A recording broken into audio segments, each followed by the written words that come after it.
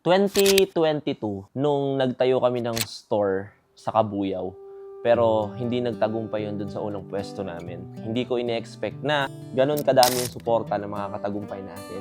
So, we decided na lumipat dito sa highway, kaya nagkaroon ng Katagumpay Moto Gears dito sa Sala. Yung natutunan ko siguro dito sa Moto Gears since nung pumasok ako is na-express ko yung sarili ko and lumabas ako sa comfort zone ko na kaya ko nang humarap at saka i-express yung sarili ko sa ibang tao. Hanggang sa nagtuloy-tuloy na siya, maganda naman yung blessing na dumating sa amin. I'm so grateful and blessed kasi ang babait na mga boss namin, handa silang tumulong at makinig sa bawat isa. Marami din kaming mga naging struggle dito sa store namin. Kasi unang-una, hindi kami yung kauna-unahang motorcycle gears and accessories dito sa lugar namin.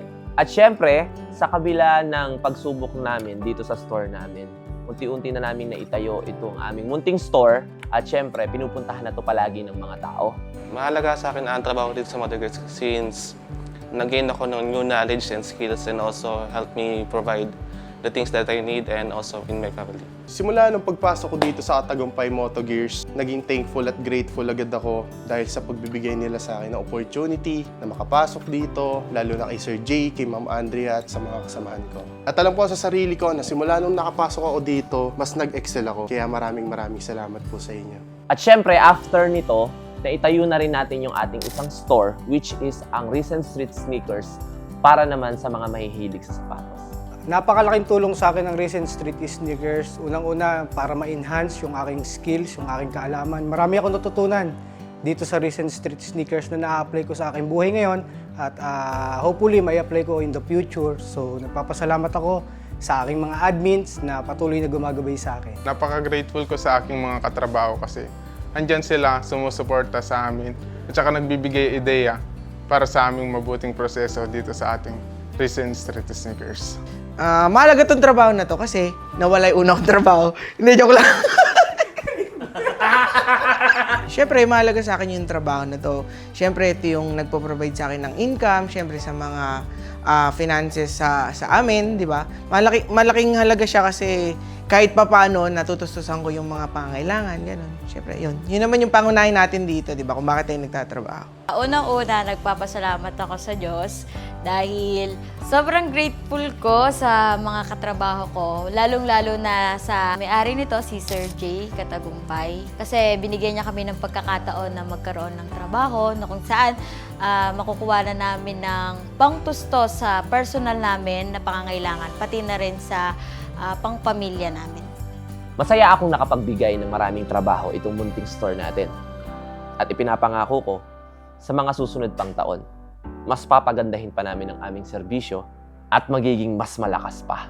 At sa gabing ito, Recent Street Sneakers at Katagumpay Moto Gears. Mag-enjoy kayo.